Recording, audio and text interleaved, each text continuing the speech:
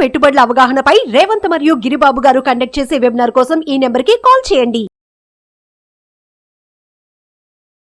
ప్రేక్షకులకి మీ రామచంద్రమూర్తి నమస్కారాలు. ఇవాళ స్టాక్ మార్కెట్లో కొత్త రికార్డ్స్ నమోదయ్యాయి. సెన్సెక్స్ 78,000 ఫస్ట్ టైం దాటింది. ఆల్ టైమ్ హై రికార్డ్ని బ్రేక్ చేసింది. గత వారం రోజుల నుంచి చూస్తే సెన్సెక్స్ కంటిన్యూగా everyday all time records break అవుతున్నాయి. అలాగే ఇవాళ కూడా బ్రేక్ అయింది. నిఫ్టీ వచ్చి 23,754 దగ్గర క్లోజ్ అయింది. అలాగే సెన్సెక్స్ 78,000 దగ్గర మార్కును దాటింది. ఇదే లాస్ట్ నిన్నటి ముగింపుతో చూస్తే ఇప్పుడు దాదాపు 700 పాయింట్లు లాభపడి 78,000 దగ్గర వచ్చింది. అలాగే మేజర్గా దీనికి రీజన్ తీసుకుంటే HDFC bank, axis bank, ICICI bank main banking stocks అన్నీ కూడా బాగా పెరగటం, అలాగే టెక్ మహీంద్రా, ఎల్ఎన్టీ షేర్లు కూడా బాగా రావటం వల్ల ఈ సెన్సెక్స్ ఇవాళ 78,000 మార్కు దాటింది. మనం ఇందులో మేజర్ కాంట్రిబ్యూటర్స్గా చూసుకుంటే హెచ్డిఎఫ్సి బ్యాంకు మేజర్ కాంట్రిబ్యూటర్ అవుతుంది. లాస్ట్ వన్ వీక్ ర్యాలీలో మనం ఇదే సెన్సెక్స్ జూన్ 4వ తారీఖు చూసుకుంటే దాదాపు 71,000 దాకా డౌన్ అయింది. ఎందుకంటే ఎలక్షన్ రిజల్ట్ గందరగోళం అవటం అనేది రావటం వల్ల సెన్సెక్స్ కానీ నిఫ్టీ కానీ బాగా తగ్గాయి. అక్కడి నుంచి స్టెబిలిటీ గవర్నమెంట్ రావటం కానీ రావటం వల్ల ఈ ఎన్డీఏ కోయలేషన్ పార్టీస్తో మూడోసారి మోడీ ప్రధాని కావటం వల్ల ఈ యొక్క మార్కెట్స్ అన్నీ కూడా స్టెబిలిటీ అయ్యాయి. ఎఫ్ఐఎస్ కానీ డిఐఎస్ కానీ వీళ్ళందరికీ కూడా మళ్ళీ ఒక రకమైన భరోసా వచ్చింది. అందువల్ల పెద్ద ఎత్తున నిధులన్నీ ఇండియా మార్కెట్కి రావడం జరిగింది. దానివల్ల కూడా ఈ మార్కెట్స్ పెరిగినాయి. అలాగే రీటైల్ ఇన్వెస్టర్స్ పార్టిసిపేషన్ కానీ డిఐఎస్ పార్టిసిపేషన్ కానీ కంటిన్యూగా పాజిటివ్ ఉండటం వల్ల మ్యూచువల్ ఫండ్స్ కూడా కంటిన్యూ ఇన్వెస్ట్మెంట్ చేయటం వల్ల ఈ యొక్క సెన్సెక్స్ అనేది పెద్ద ఎత్తున లాభాలు వస్తున్నాయి. దీనిలో మేజర్గా కంపెనీస్లో హెచ్డిఎఫ్సి బ్యాంకు దాదాపు 1,500 నుంచి ఒక 1,700 పెరిగింది. వాళ్ళ ఒక్కరోజే 2% పెరిగింది. దాదాపు 10% నుంచి 15% దాకా పెరగడం జరిగింది హెచ్డిఎఫ్సి బ్యాంకు. అది హెచ్డిఎఫ్సి బ్యాంక్ వచ్చి దాదాపు 10% వెయిటేజ్ ఇండెక్స్లో ఉంది. అలాగే దాంతో రిలయన్స్ కూడా దాదాపు మంచి హెవీ వెయిట్ రిలయన్స్ కూడా ఉండటం వల్ల ఇవి పెరిగినాయి. అలాగే గత వారం 10 రోజుల నుంచి చూసుకుంటే ఏ కంపెనీస్ ఆల్ టైమ్ హైస్కి వెళ్ళాయి అనేది ఒకసారి చూసుకుంటే మనం ఈ బ్యాంకింగ్ స్టాక్స్ అన్నీ కూడా ఆల్మోస్ట్ హై లెవెల్లో ఉన్నాయి. Kotak bank HDFC bank, axis bank, ICICI bank ఈ మూడు కూడా హైస్లో ఉన్నాయి. అలాగే ఎల్ఎన్టీ షేర్స్ కానీ, తర్వాత ఆటోమొబైల్ షేర్స్లో కూడా మారుతి కానీ, తర్వాత M&M, తర్వాత వచ్చి ఈ మారుతి, M&M, మళ్ళీ hero motor shares, Bajaj auto shares ఇవన్నీ కూడా బాగా ర్యాలీలో పార్టిసిపేట్ చేశాయి.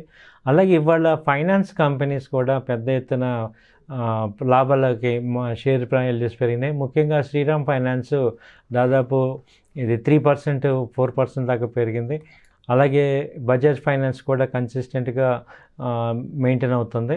సో వీటన్నిటి వల్ల అలాగే ఇప్పుడిప్పుడే ఐటీ కంపెనీలు కూడా ఇన్వాల్వ్మెంట్ ఇండెక్స్లో పార్టిసిపేషన్ కూడా జరుగుతుంది. ఈ ఐటీ పార్టిసిపేషన్తో ఇంకెక్కువగా రాబోయే రోజుల్లో ఈ సెన్సెక్స్ పెరిగే అవకాశాలు కనపడుతున్నాయని చెప్తున్నారు. ఇది ఇవాళ ఆల్ టైమ్ హై రావటం అనేది చాలా మంచి ఇండియాకి సంబంధించి తీసుకుంటే మంచి పరిణామంగా ఈ అనలిస్టులు చెప్తున్నారు. ఎందుకంటే రాబోయే రోజుల్లో ఎటు బడ్జెట్ అనేది ఉంది. బడ్జెట్ అంటే కంప్లీట్గా ఇంతకుముందు ఇంటీరియం బడ్జెట్ పెట్టారు. ఇప్పుడు మేజర్ బడ్జెట్ రావటం, స్టేబుల్ గవర్నమెంట్ రావటం వల్ల ఎక్కువగా వేటికి కేటాయింపులు జరుగుతున్నాయి అనేది ఈ బడ్జెట్లో మనకి నెక్స్ట్ మంత్లో వస్తుంది. అందుకనే దానికి ప్రీ బడ్జెట్ ర్యాలీ అని ఇప్పుడు ఈ 10 days బడ్జెట్ వచ్చే ముందు నాడు వచ్చే ర్యాలీని ప్రీ బడ్జెట్ ర్యాలీ అంటాం. వాటిలో ఎక్కువగా రైల్వే స్టాక్స్ కానీ, తర్వాత ఈ యొక్క ఫెర్టిలైజర్ స్టాక్స్ వాటికి, ఎందుకంటే ఎస్టర్డే ఫెర్టిలైజర్ స్టాక్స్ మీద ఈ యొక్క జిఎస్టీ తీసేయమని విజ్ఞప్తి చేయడం జరిగింది. అది కూడా పరిశీలిస్తామన్నారు కాబట్టి ఆ స్టాక్స్ అన్నీ పెరుగుతున్నాయి. అలాగే ఈ అన్ని కంపెనీలు కూడా పాజిటివ్ ఎనర్జీ అన్ని సెక్టర్స్కి, అటు బ్యాంకింగ్ కానీ, ఐటీ కానీ, రీటైల్ కానీ, తర్వాత ఏవియేషన్స్ కానీ, తర్వాత ఈవెన్ ఆటోమొబైల్ కంపెనీస్ కానీ వీటన్నిటికీ కూడా పెద్ద ఎత్తున రిలీఫ్ వచ్చే అవకాశాలు ఉన్నాయి కాబట్టి ఎక్కువ ర్యాలీ వస్తుంది. అలాగే ఈ మధ్యతరగతి వాళ్ళందరికీ కూడా ట్యాక్స్ స్లాబ్స్ కూడా తగ్గించాలనే రేట్స్ స్లాబ్ రేట్ పెంచాలి అనేది నిబంధన ఎక్కువ వస్తుంది. సో వీటన్నిటిని బేస్ చేసుకొని ఈ రాబోయే రోజుల్లో బడ్జెట్ సానుకూలంగా ఉండే అవకాశాలు ఉన్నాయి అనే అంచనాలతో ఎక్కువగా మార్కెట్స్ పెరిగే అవకాశాలు కనబడుతున్నాయి. ఇదే ప్రధాన కారణమని చెప్తున్నారు. సో అలాగే చూసుకుంటే ఈ రూపాయి వాల్యూ కూడా ఈ మధ్య ఎప్రిషియేట్ అవుతుంది. అలాగే ఈ యొక్క ఫెడ్ వడ్డీ రేట్ల గురించి స్పష్టత కనుక వచ్చాక మన మార్కెట్లోకి ఎఫ్ఐఐస్ ఎక్కువ పెరిగాయి.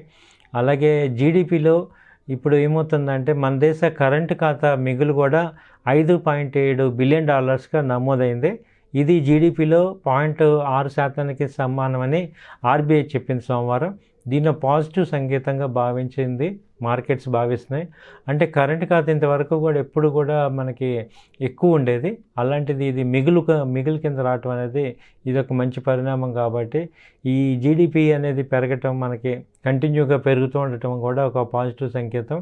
కాబట్టి ఈ యొక్క నెక్స్ట్ ఫైనాన్షియల్ రాబోయే 4-5 సంవత్సరాల్లో ఈ యొక్క గవర్నమెంట్ వచ్చి వరల్డ్ 3rd లార్జెస్ట్ ఎకానమీగా తీసుకురావాలి అనే సంకల్పం అనేది తీసుకొచ్చారు. అలాగే ఇప్పుడు స్టేబుల్ గవర్నమెంట్ రావటం వల్ల ప్రీవియస్ ప్రాజెక్ట్స్ అన్నీ కూడా యాక్టివేట్ అవుతాయి, కంటిన్యూ అవుతాయి. ఎందుకంటే బుల్లెట్ ట్రైన్స్ యాక్టివేషన్లో ఉంది, స్పీడ్ ట్రైన్స్ యాక్టివేషన్లో ఉన్నాయి, అలాగే ఏవియేషన్స్ రంగం ఒకటి ఉంది, అలాగే ఇన్ఫ్రాస్ట్రక్చర్ రంగం కూడా బాగా పుంజుకుంటుంది. కాబట్టి ఇవన్నీ కూడా ఈ గవర్నమెంట్లో కంటిన్యూ అవుతాయి. కాబట్టి మార్కెట్స్కి ఎటువంటి ఆటంకాలు ఉండవు అనేది ఒక నమ్మకం అనేది రావటం వల్ల గ్లోబల్ వైడ్ కూడా ఇండియాకి ఎక్కువ మనీ అనేది సప్లై అవుతుంది. కాబట్టి ఇది ఒక మంచి పరిణామంగా భావిస్తున్నాం. థ్యాంక్ యూ అండి, నమస్తే. పొదుపు పెట్టుబడుల అవగాహనపై రేవంత్ మరియు గిరిబాబు గారు కండక్ట్ చేసే వెబినార్ కోసం ఈ నెంబర్ కి కాల్ చేయండి. సుమన్ టీవీలో మీ పర్సనల్ అండ్ బిజినెస్ ప్రమోషన్స్ కోసం కింది నెంబర్ కి కాంటాక్ట్ చేయండి.